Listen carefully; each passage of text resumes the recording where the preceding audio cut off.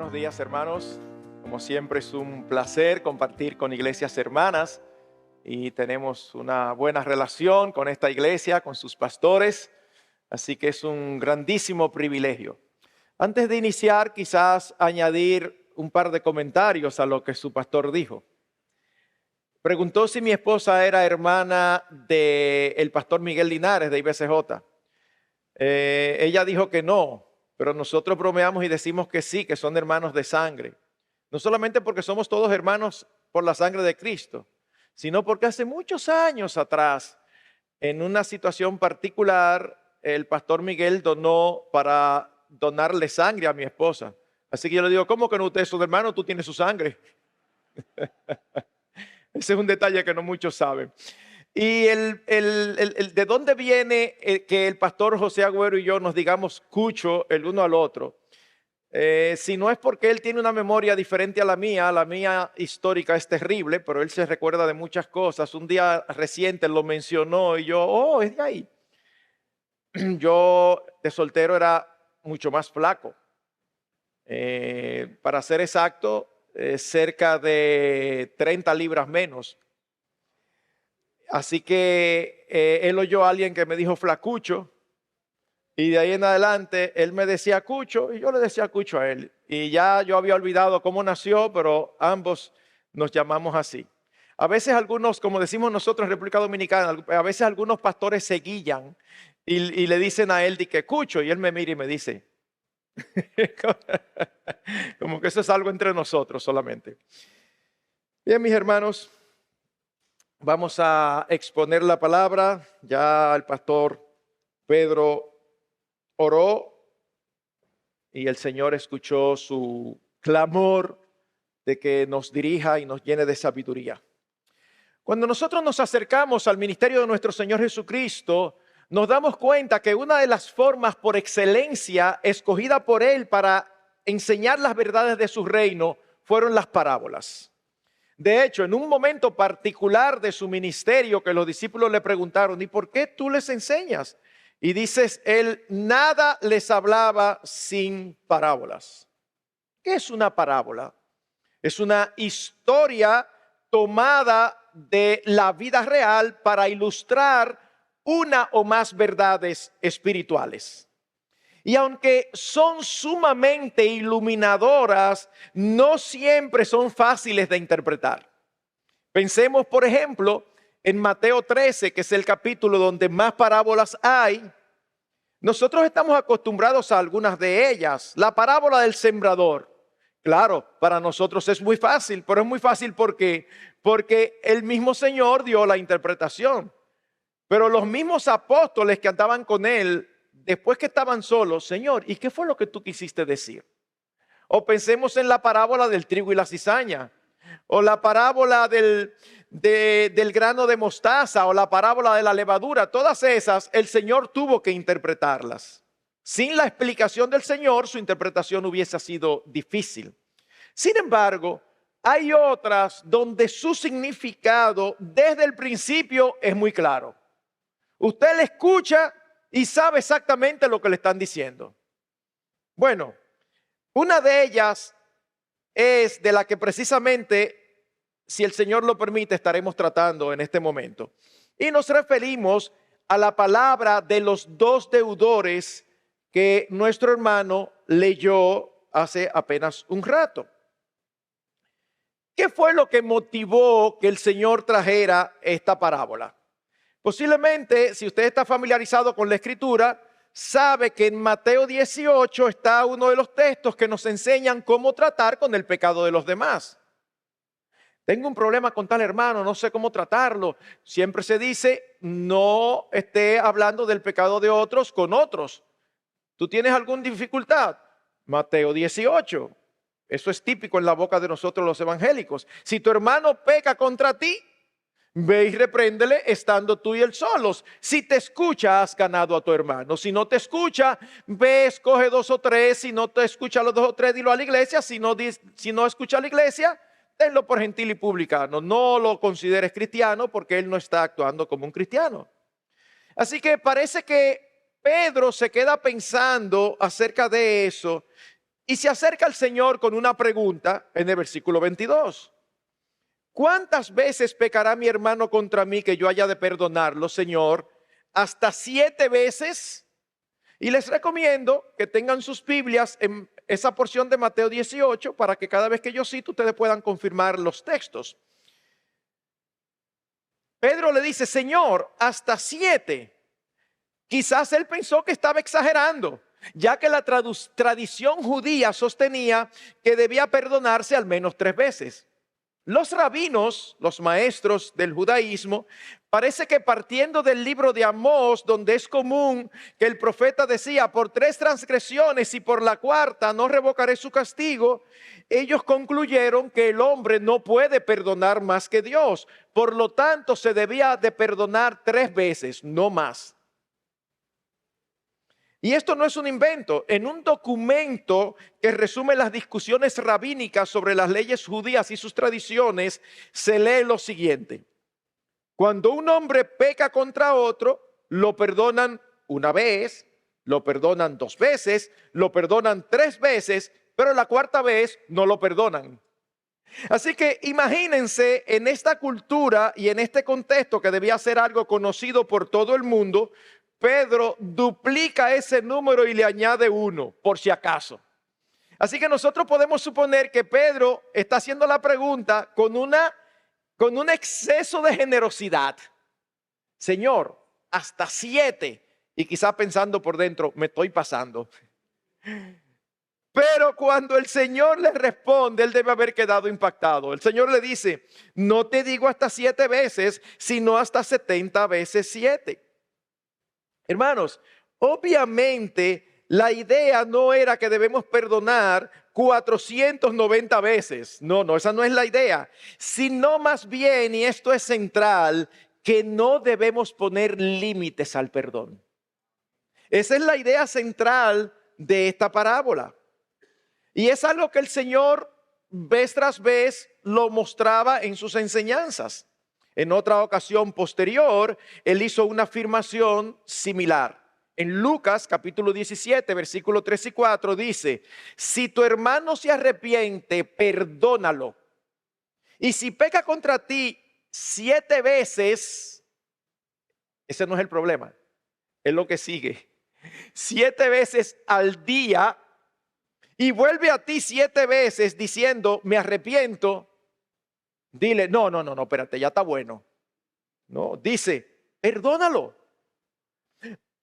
Hermanos, vamos a detenernos, piense esto. Si dice 7 veces al año, ¿cómo nos parece? Bueno, manejable, ¿verdad? 7 veces al día. ¿Cómo ustedes reaccionan ante estas afirmaciones? ¿Las encontramos difíciles de cumplir? Miren, mis hermanos, nosotros no somos diferentes a los discípulos. ¿Ustedes saben lo que los discípulos dijeron cuando el Señor les dio esto? Señor, aumentanos la fe. Bueno, mi hermano, si hay aquí alguno que no piensa así, gloria a Dios por eso. Usted es un creyente especial. Pero yo, cuando oigo esto, me da de todo. Es como que 7 veces al día. Es la actitud de asombro que debe haber causado su respuesta a Pedro. Ellos deben de haberse quedado de una pieza. ¿Cómo, Señor? Pero. Y el Señor entonces dice, déjame darles esta historia para que ustedes entiendan cuál es la racional que hay detrás. Y entonces procede a hacerle esta historia. Es una parábola donde identificamos 3 secciones muy claramente. Son como si fuera una parábola dividida en 3 actos, como si fuera una obra de teatro. El primer acto, la primera porción de los versículos 23 a 27 vemos el perdón del rey. En los versículos 28 al 30 vemos la falta de perdón del siervo. Y en los versículos 31 a 35 vemos la reacción del rey ante la falta de perdón del siervo. Muy lógico, muy fácil, ¿verdad? Primera porción, el perdón del rey. Segunda porción, la falta de perdón del siervo. Y la última porción, la reacción del rey ante la falta de perdón del siervo.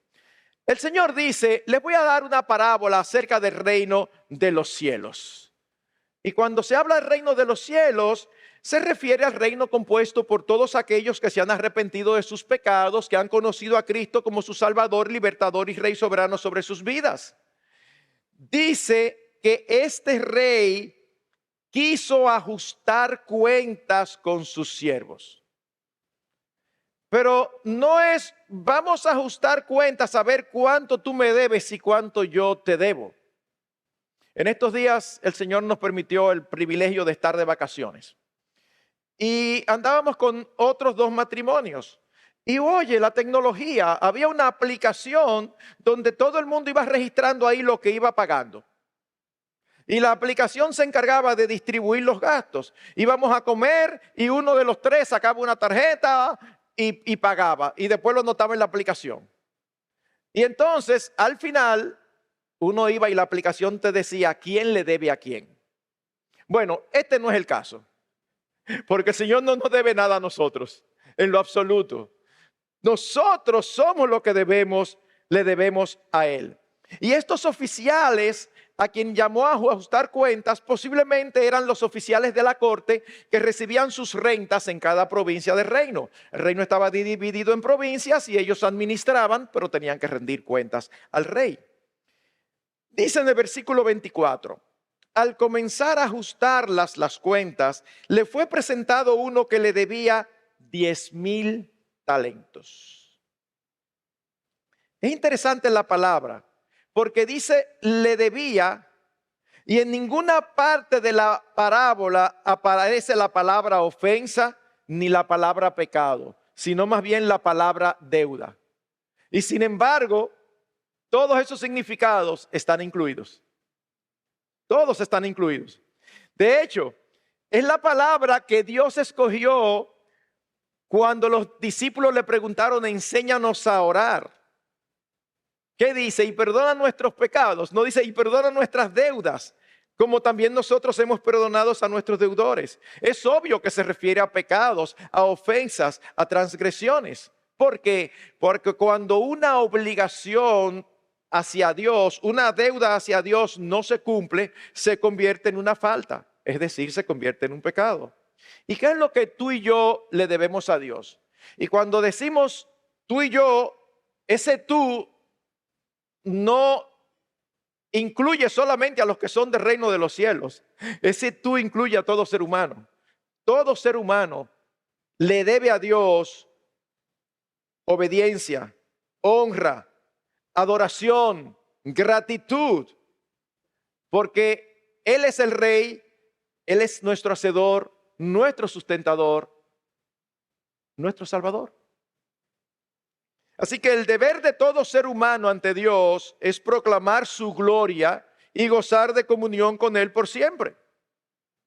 Pero nuestros pecados no nos permiten ninguna de las dos cosas. Así que estamos en una deuda eterna con Dios y en un balance en rojo en nuestras cuentas con el Señor. Cuando nosotros no nos hemos arrepentido de nuestros pecados, no le hemos conocido, ese balance está en rojo. Porque nosotros no tenemos la capacidad de pagar. No tenemos la posibilidad de resolver el problema por nosotros mismos. Y ese elemento también es fundamental en la parábola. ¿De cuánto era la deuda?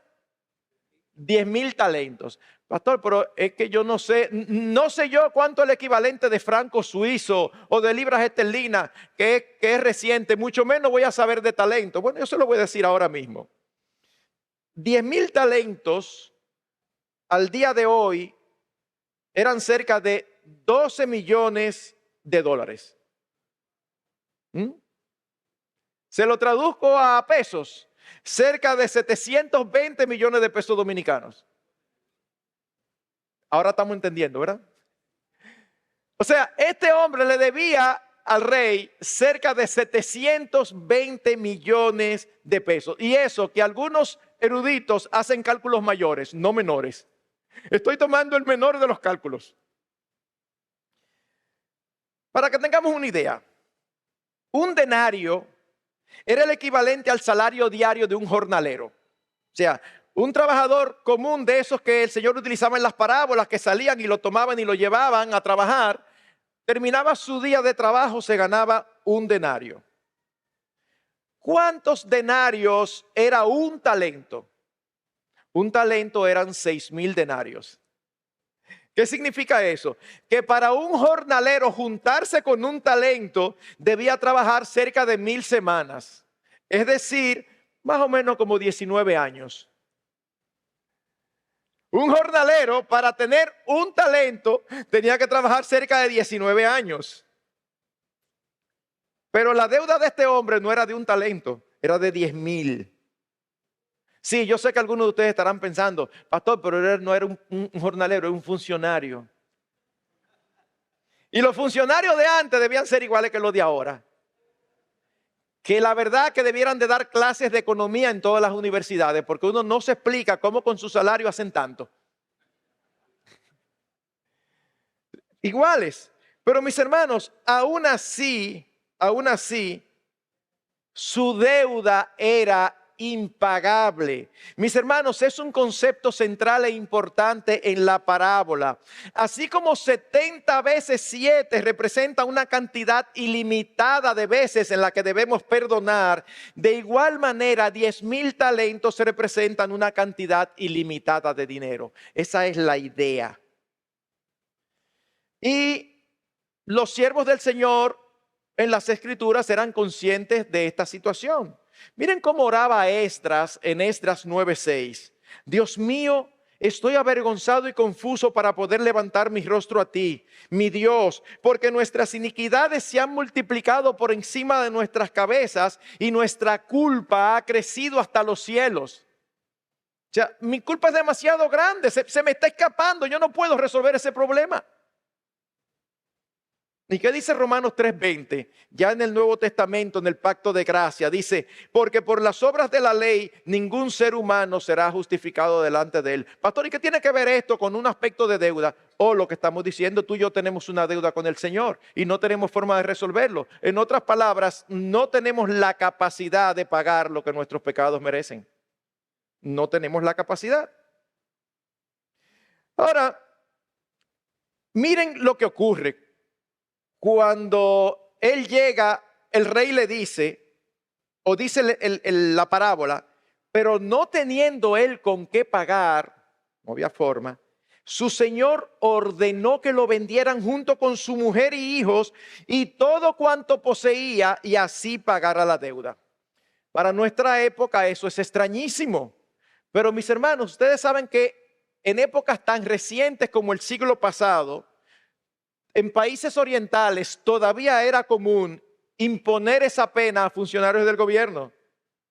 Y por dramático que nos parezca, no debemos perder de vista la idea central. La idea central es el costo de la deuda. Era tan alta que demandaba la esclavitud del siervo y su familia a un amo que quisiera comprarlos y ni aún así se saldaba la deuda. Era como para paliar la deuda. Bueno, como dice un refrán dominicano, para todo perdido, algo ganado. Era como, bueno, vamos a venderlo y algo se recupera. Esa era la idea. Ahora, ustedes se imaginan lo que eso significa. Pasar de ser una persona libre a ser esclavo, tú con toda tu familia. Eso fue una sentencia, una declaración devastadora para este hombre. Así que cuando él escuchó la decisión del rey, dice el versículo 26, cayó postrado ante él diciendo, ten paciencia conmigo y todo te lo pagaré. Siendo consciente del gran problema en que estaba metido, este hombre se humilla, se postra ante el rey y le pide tiempo para pagarlo todo. En su desesperación, promete algo imposible. Ustedes han visto a las personas cuando están en una situación difícil y alguien le muestra un poquito de salida, ellos dicen que sí a todo. Desesperación, sí, no se sabe cómo, pero sí, yo te lo voy a pagar, yo te lo voy a pagar. No tienes cómo. Pero entonces, cuando él hace esto, ocurre lo inimaginable. Versículo 27. Y el señor de aquel siervo tuvo compasión, lo soltó y le perdonó la deuda. El rey, en lugar de aceptar la oferta que sabía que no era real, y en lugar de seguir con la orden inicial, cuando vio la desesperación del siervo, su gran necesidad y su humillación, dice que fue movido a compasión y le perdonó la deuda. Ahora, hermanos, a veces uno leyendo lee muy rápido y no se detiene y no capta la dimensión de lo que aquí está ocurriendo. 700 y pico de millones. No se las rebajó. No hizo un acuerdo de pago. No. La borró. La perdonó. Nos damos cuenta de lo grandioso que es esto. ¿Tú te imaginas ese tipo de situación donde uno dice, yo no veo salida? Y el Señor en su misericordia hace así. Listo, te resolví. Olvídate de eso. Wow. Pero es lo que dice su palabra, que Él puede hacer mucho más abundantemente de lo que nosotros pedimos o entendemos. Ahora, mis hermanos, la escena refleja muy bien la naturaleza de nuestro rey. Nosotros estamos acostumbrados a ver a Dios como un Dios justo, como un Dios santo, y con mucha frecuencia uno habla de Isaías 6, santo, santo, santo. Pero uno se olvida posiblemente que una parte importante de su naturaleza, quizás la más importante, sea su misericordia y su compasión. Pastor, ¿y de dónde usted saca eso? ¿Usted recuerda aquella escena en Sinaí, cuando Moisés le dijo a Dios, muéstrame tu gloria? Y Dios le dice, mira, te voy a poner en la hendidura de la peña y solamente vas a ver mis espaldas. Y pasó por delante la gloria de Dios en Éxodo 34. Y oigan en los versículos 6 y 7 lo que dice. Entonces pasó el Señor por delante de él y proclamó, el Señor, Dios compasivo y clemente, lento para la ira y abundante en misericordia y fidelidad. El que guarda misericordia a millares, el que perdona la iniquidad, la transgresión y el pecado, y que no tendrá por inocente al culpable, el que castiga la iniquidad de los padres sobre los hijos y sobre los hijos de los hijos hasta la tercera y cuarta generación. ¿Cuántas veces se repite y de diversas maneras que Dios es compasivo, que Dios es misericordioso, que Él es lleno de gracia? En estos días hemos estado estudiando en mi grupo de parejas un libro titulado Manso y Humilde. Es un libro que yo recomiendo, porque es un libro que se concentra en el carácter no solamente de Cristo, sino también en el carácter compasivo de Dios. Y él dijo algo que a mí me impactó. Él dice, a Dios lo que le sale naturalmente es la misericordia. Fíjate que para que su ira salga tiene que ser provocado. Dice, y me provocaron a ira. Para que salga su misericordia, él no tiene que ser provocado, eso le sale fácilmente. Y yo decía, wow, y empieza a analizar textos bíblicos. La verdad que uno se queda impresionado por la gracia, la misericordia y la compasión de nuestro Señor. Dice el salmista en el Salmo 103, no nos ha tratado según nuestros pecados, ni nos ha pagado conforme a nuestras iniquidades, porque como están de altos los cielos sobre la tierra, así es de grande su misericordia para los que le temen. Como está de lejos el oriente del occidente, así alejó de nosotros nuestras transgresiones. Y así pudiéramos nosotros ir a lo largo de toda la Escritura, de diferentes maneras expresada la misericordia y la compasión de Dios. Así que como es muy significativo en la parábola la idea de una deuda impagable, también es sumamente significativo la idea de un Dios compasivo que se deleita en perdonar. Nosotros podemos asumir con bastante certeza que la deuda de este hombre había sido adquirida por malos manejos. Así que este siervo lo que merecía era castigo, no compasión. Esa es exactamente la situación entre nosotros, los seres humanos, y Dios. Todos nosotros lo que merecemos es castigo, no compasión. Es por compasión que Dios envía a Cristo para que pague la deuda por completo. Por completo. Ahora, la parábola no termina ahí. después de un desenlace tan sublime y sorprendente, ocurre algo muy triste. Y llegamos a los versículos 28 y 30, donde veremos la falta de perdón del siervo. Dice: pero al salir aquel siervo, encontró a uno de sus consiervos que le debía 100 denarios. Y echándole mano, lo ahogaba diciendo: paga lo que debes. Él acaba de salir. Eso no ocurrió una semana después. Eso no ocurrió un mes después. O sea, nosotros somos muy olvidadizos. Estamos eufóricos ahora, ya a los 3 o 4 días ya estamos viviendo nuestra vida normal. No, él acaba de salir donde le han perdonado 700 y pico de millones de pesos. Se lo han perdonado. Y él se encuentra con alguien que le debe 100 denarios y le pide agresivamente que le pague. Cualquiera diría: sí, pastor, pero eso es la desesperación para pagar. No, ya la habían borrado, ni siquiera tiene. ¿Qué desesperación? Ya él no tiene deuda. Para que nosotros entendamos la dimensión de lo que está ocurriendo, permítanme hacer la comparación. Si dijimos que un talento era igual a 6,000 denarios, al siervo se le acaba de perdonar una deuda de 60 millones de denarios. Y ahora se encuentra con alguien que le debe 100. O sea, le acaban de perdonar 60 millones, pónganlo en pesos para que lo entendamos. Se le acaba de perdonar 60 millones de pesos. Y se encuentra con alguien que le debe 100 pesos. ¿Y cómo lo aborda? Nosotros esperaríamos que estuviera feliz. Tranquilo, olvídate de eso. Oh, pero tú sabes lo que a mí me acaba de pasar. No. Olvídate, deja eso así. Pero no es lo que sucede. En lugar de eso se muestra agrio y desafiante. Y la respuesta de su deudor fue semejante a la que él había tenido con el rey. Dice en el versículo 29. Entonces su consiervo, cayendo a sus pies, le suplicaba diciendo: ten paciencia conmigo y te pagaré. Son similares las palabras a las que él acababa de decir al rey, con una diferencia. En este caso, la deuda era honrable. Era una deuda. Vamos a tener una idea. Si un denario era la paga de un día, estamos hablando de que era una deuda que le tomaría, sería similar a 4 meses de trabajo.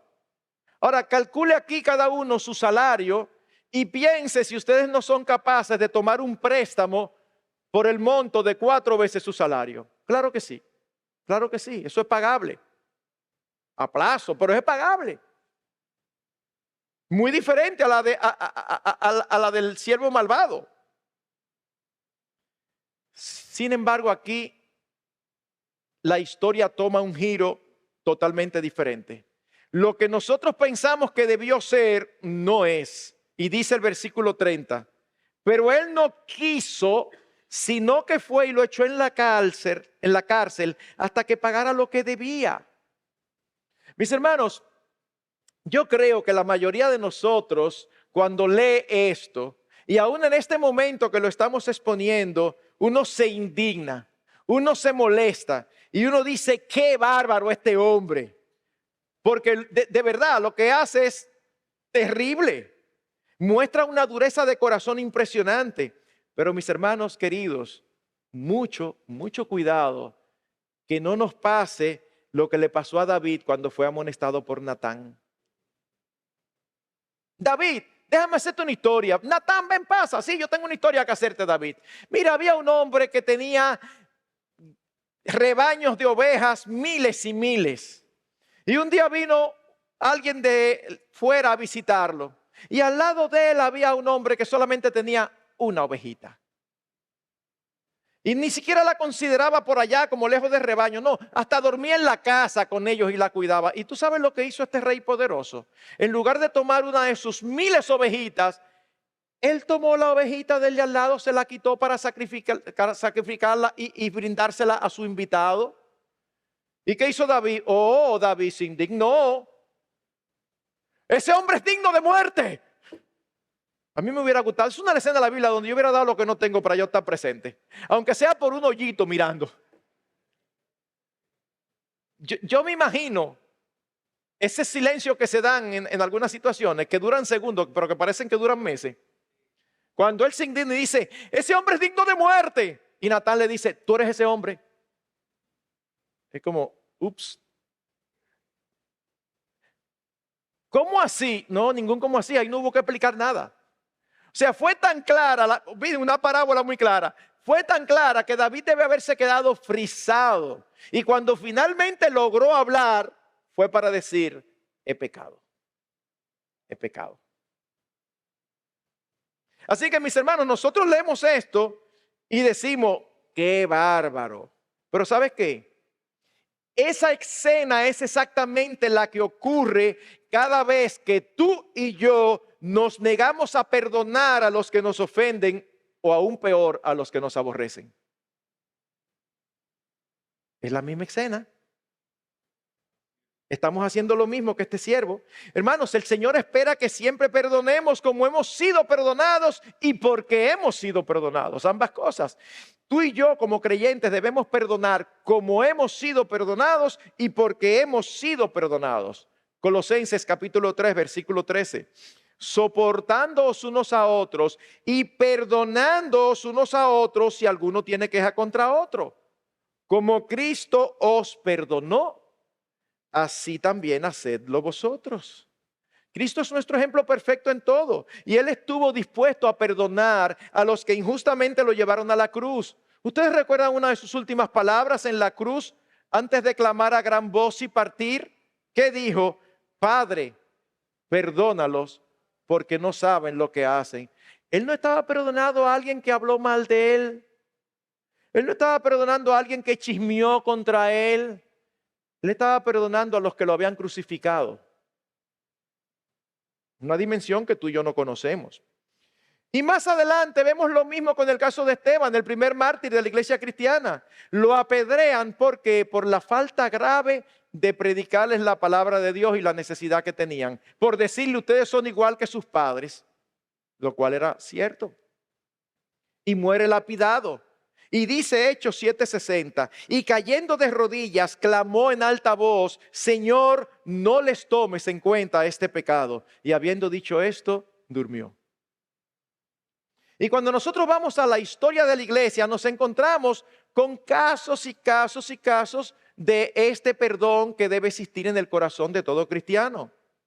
Ustedes recuerdan la historia de estos misioneros del siglo pasado en Ecuador, tratando de evangelizar a los indios aucas, que finalmente fueron asesinados por los indios. ¿Cuál fue la historia posterior?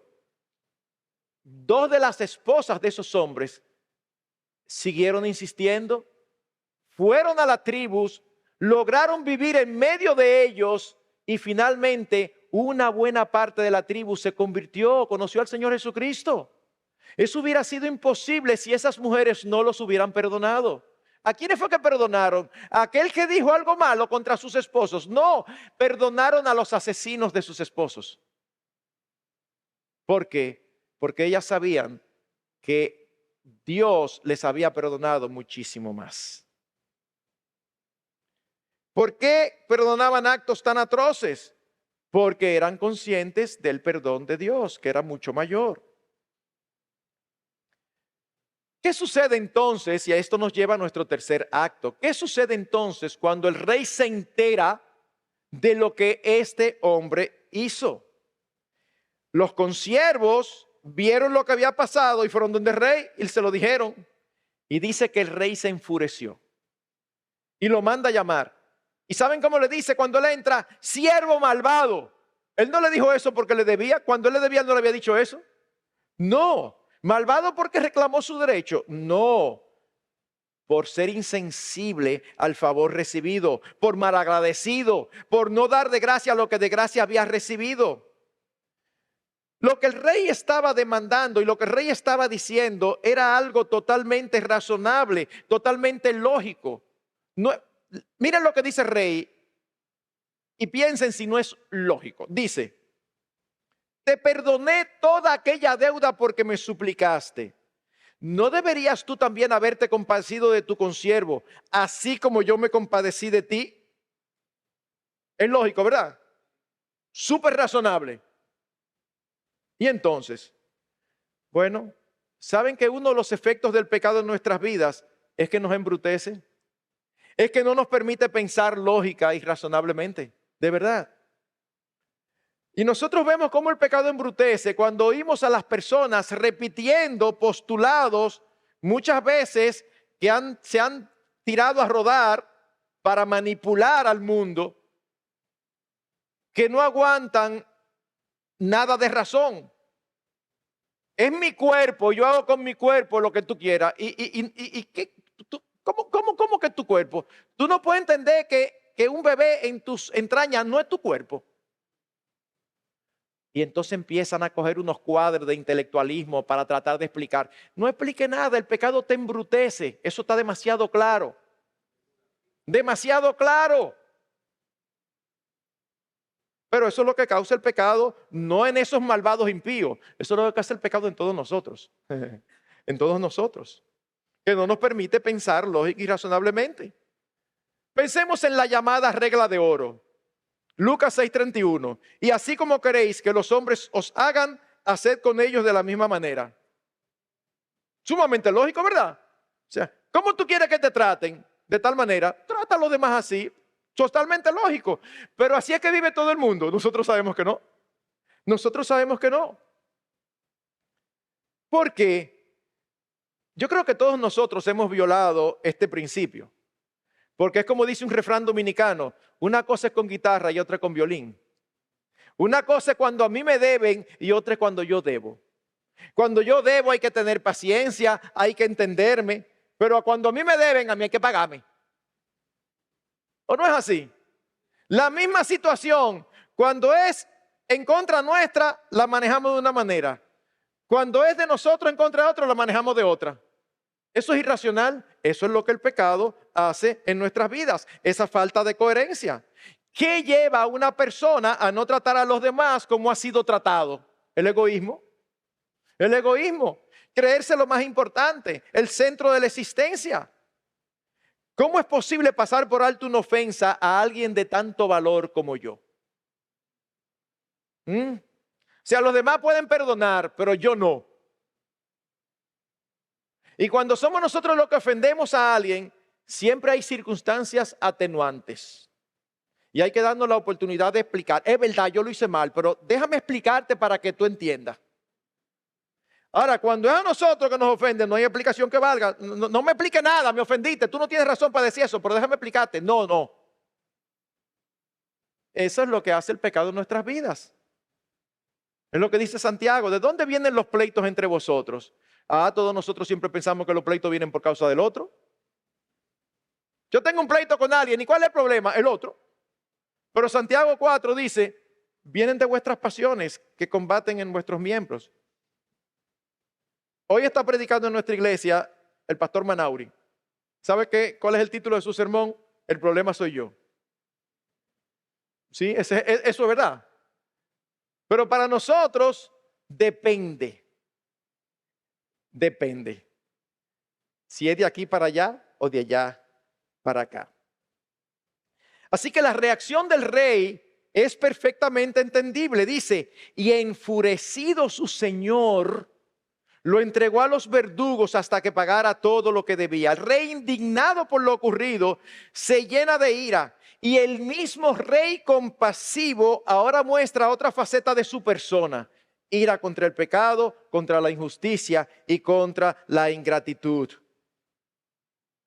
En sentido general, a los hombres les encanta escuchar del amor y la misericordia de Dios. ¡Wow! ¡Qué bueno! Pero rechazan la verdad de un Dios justo que se aira contra los pecadores. Porque la ira de Dios se revela desde el cielo contra toda impiedad e injusticia de los hombres que con injusticia restringen la verdad. Esa palabra es tan inspirada como Primera de Juan, que dice que Dios es amor. Pero a los hombres, todos, nos gusta más Dios es amor. Pero esto es una realidad. De hecho, es interesante cómo en aquel texto que mencioné hace un rato, donde Dios proclama su gloria, ¿qué es lo que sobresale en esa proclamación de su nombre? misericordioso, compasivo, clemente. ¡Wow! ¿Cuánta forma de decir lo mismo? Ajá. Y solamente, no, al final dice, el que guarda misericordia a millares, el que perdona la iniquidad, la transgresión y el pecado, pero al final tiene una coletilla y que no tendrá por inocente al culpable.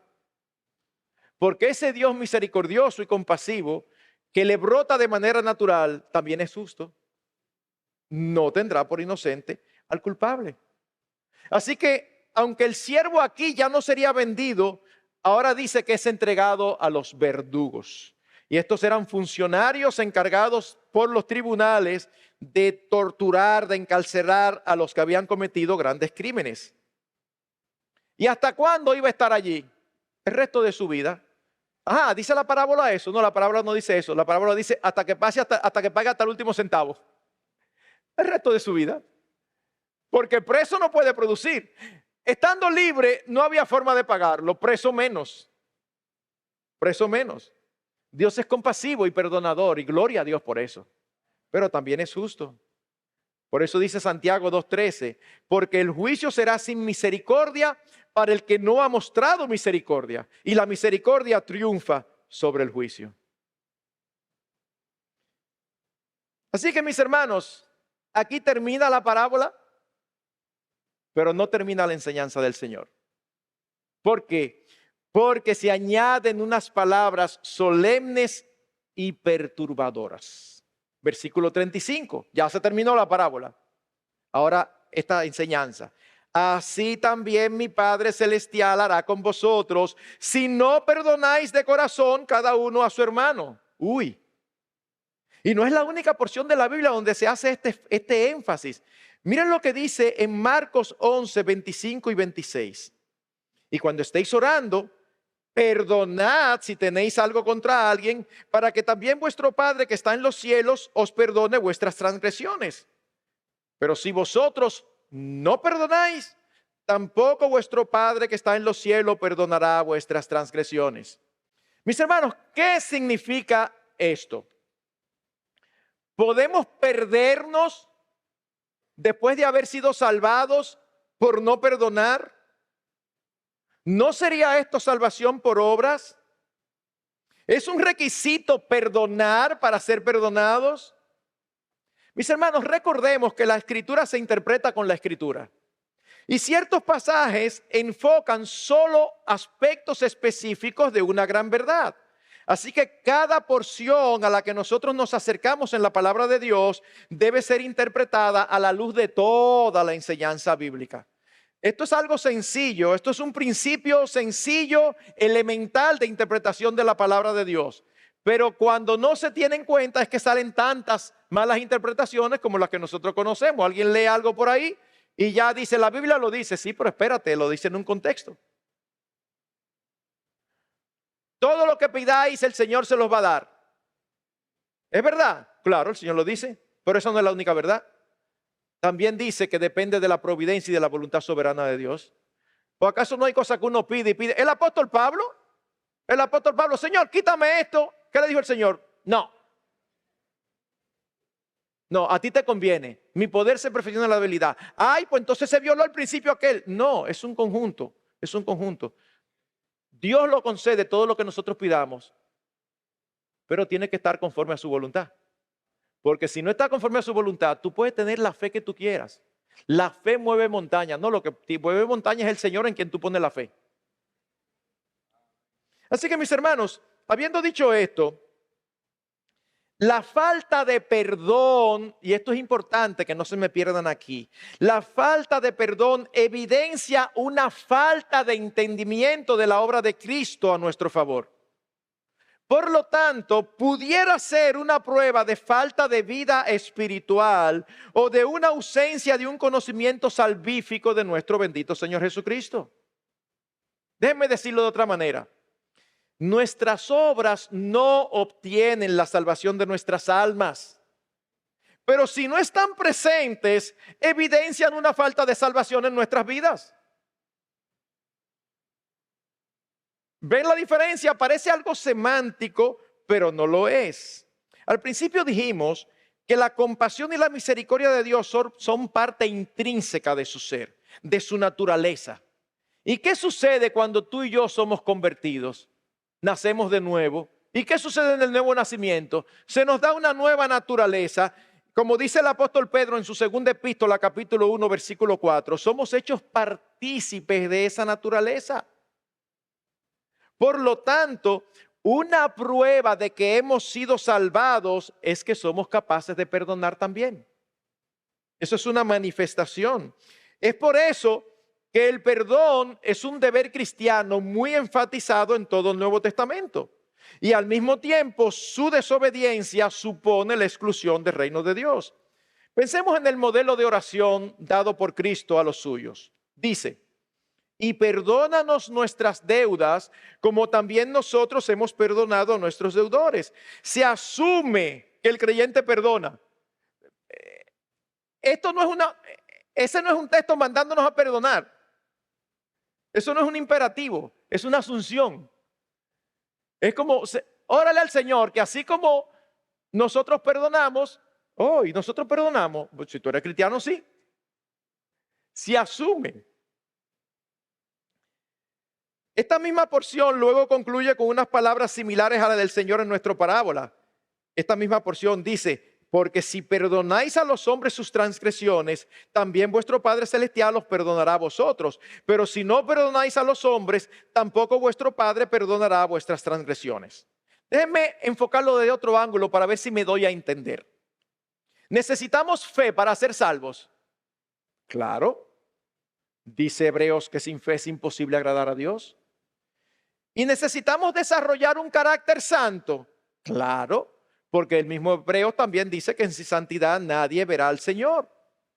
De igual modo, sin perdonar, nadie será perdonado. Pero hermanos, todo eso proviene de Dios por su gracia que lo produce en nuestros corazones.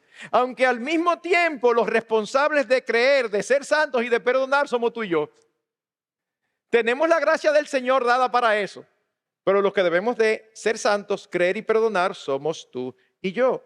Miren, hermanos, al final, en lugar de enredarnos en declaraciones teológicas que tienen su lugar importante, lo que debemos entender es que el perdón es demandado si queremos seguridad del perdón de Dios en nuestras vidas.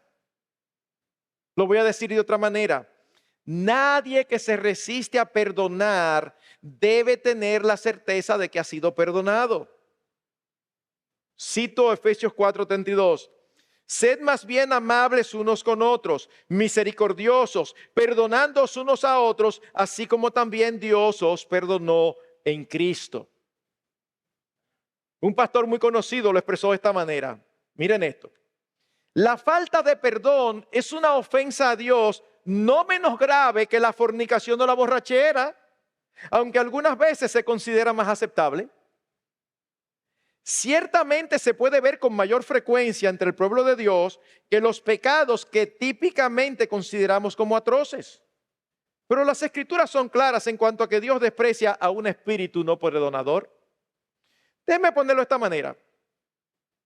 ¿Puede un creyente caer en fornicación, caer en adulterio? ¿Un verdadero creyente? Claro que sí. Y cuando cayó, ¿perdió su salvación? No perdió su salvación. David, que era un hombre conforme al corazón de Dios, era salvo. Ahora bien, habiendo dicho eso, que estamos claros, ¿verdad? Debe haber arrepentimiento y todo. Ahora, ¿usted se imagina una persona que vive en adulterio? Pero él dice, no, pero que yo fui salvo. Yo inclusive soy miembro de una iglesia, yo fui salvo. Y yo he servido al Señor por todos los años. Bueno, pero arrepiéntete y deja esa mujer. No, el Señor me perdona. Ajá. ¿Qué está sucediendo? No es que él se va a perder por continuar en ese pecado. Es que la continuación en pecado flagrante es un fuerte testimonio de que ahí nunca ha habido vida. Como que no, si él cantaba y predicaba, tú puedes hacer lo que tú quieras. Y nosotros creemos, y cuando digo nosotros, no estoy hablando nosotros como iglesia, yo sé que nuestros hermanos aquí creen lo mismo. Nosotros creemos en la seguridad de salvación y creemos en la perseverancia eterna de los santos. Pero de los santos, El que es, permanece. La permanencia no es un requisito para la salvación, es una evidencia. Dice el mismo Dios, dice la misma palabra, que Dios es poderoso para guardarnos sin caída hasta el fin. Qué bueno que depende de Dios y no de nosotros. Las características de los que no conocen a Dios y que han sido entregados por Él a una mente depravada, ¿qué incluyen? Nosotros lo vemos en Romanos 1, incluyen que los posteriores días los hombres serán sin amor, serán despiadados. Y la zapata, el fundamento de todo eso, está en el versículo 21. Habiendo conocido a Dios, no le honraron ni le dieron gracias. Y todas esas situaciones fueron mostradas por este siervo malvado. Así que mis hermanos, permítanme concluir. Es obvio, esto es importante, es obvio que el propósito de esta parábola no es tratar todos los aspectos relacionados al perdón, Era lo que decía hace un rato.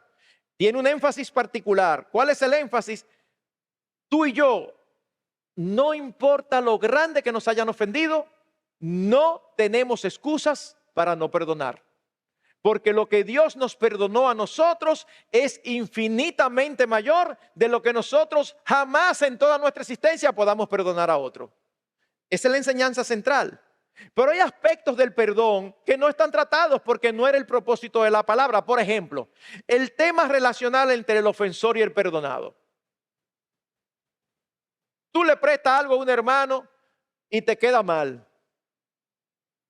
Y en lugar de pagártelo el próximo mes, te lo paga 2 años después.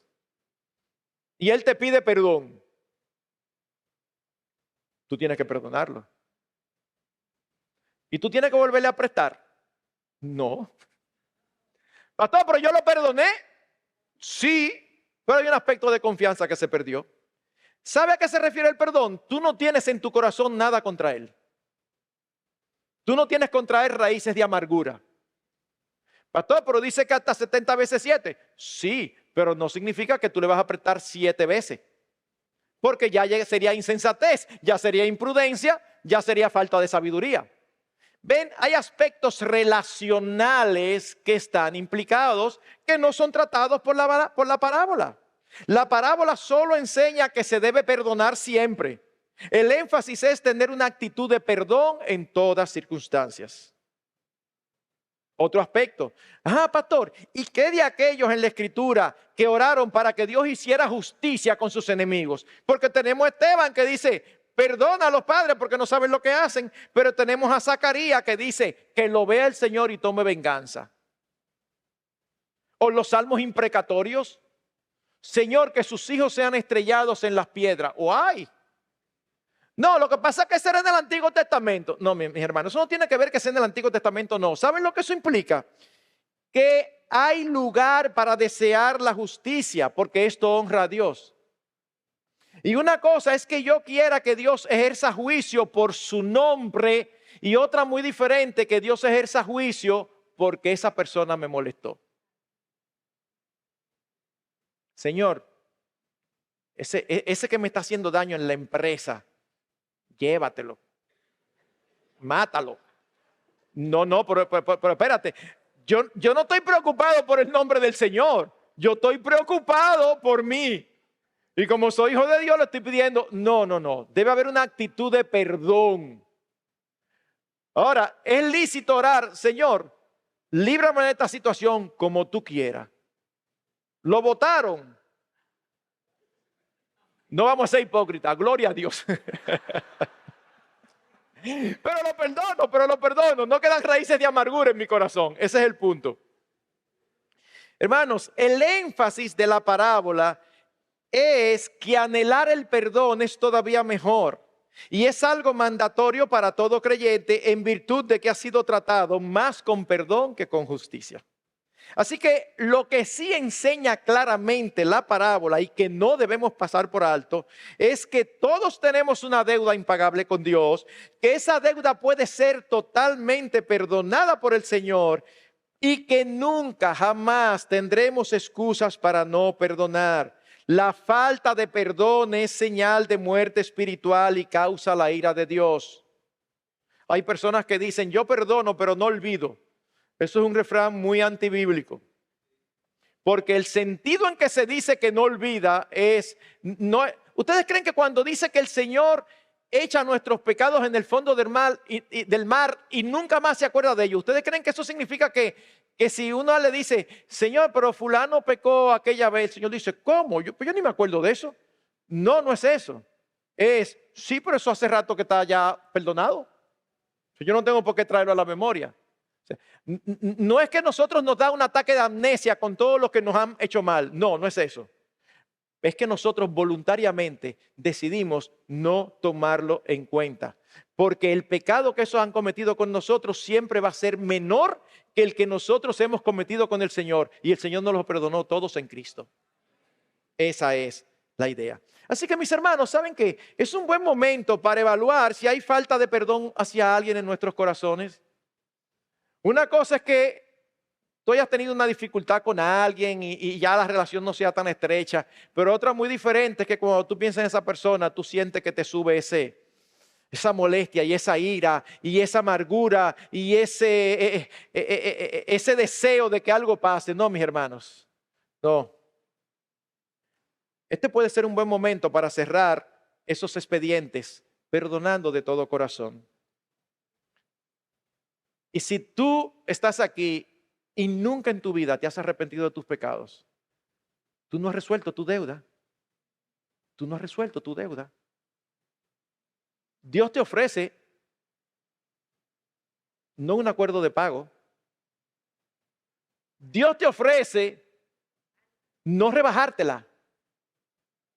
Dios te ofrece borrarla. Pero tú tienes que arrepentirte y entregarte tu vida a Él. Porque si no, ¿sabes qué? Tú la vas a pagar por la eternidad separado de Dios. Así que también es un buen momento, no solamente para el creyente que tiene algo en su corazón contra alguien, arrepentirse y dejar eso, sino que también es un buen momento para aquel que no conoce a Cristo, resolver el problema grandísimo de deuda que tiene con Él. Mientras tanto, aquellos que por la gracia, la misericordia de Dios ya hemos sido perdonados, no tenemos ninguna excusa para no perdonar a los que nos ofenden, para aquellos que nos hacen daño y pecan contra nosotros. Que el Señor nos ayude a recordar todos los días de nuestra vida todo lo que se nos ha perdonado, para que no seamos como este hombre que salió y fue capaz de no perdonar algo sumamente pequeño. Pastor, pero es que usted no sabe lo que tal persona me ha hecho. Mi hermano, perdóname, yo no quiero ser insensible. Yo no tengo que saberlo. Y posiblemente es muy fuerte. Y posiblemente es muy duro. Y posiblemente es muy difícil de manejar. Pero ¿sabes qué? Yo no tengo que conocer eso. Porque por la palabra yo conozco que lo que a ti se te perdonó y lo que a mí se me perdonó es infinitamente mayor. Por lo tanto, demos de gracia lo que de gracia hemos recibido. Que el Señor nos ayude y que su Espíritu reparta a cada uno conforme a su necesidad. Vamos a orar. Señor, ¿qué sería de nosotros si no tuviéramos tu palabra? Si aún teniéndola, habemos tantos que nos encanta inventar. Pero no tenemos que inventar acerca de quién tú eres. Tú te revelas y tú te muestras cómo eres. Tú nos muestras qué tú amas, qué tú aborreces, qué tú quieres, qué tú no quieres. Por tu misericordia hemos encontrado el tesoro escondido y la perla de gran precio. Y nada se compara a eso. Y después de haberte conocido, Señor, ya ninguna otra cosa puede pararse a tu lado.